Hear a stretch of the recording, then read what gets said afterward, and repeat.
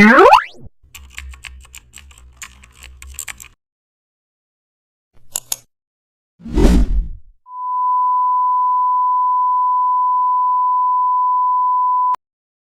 grading can instantly transform an ordinary photo into a cinematic masterpiece when you understand how to guide light and tone with precision. How to explore split toning color balance.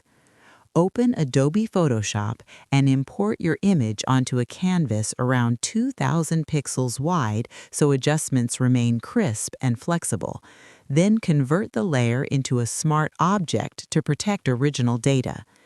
Add a gradient map adjustment layer and choose two complementary colors, assigning one to highlights and the other to shadows.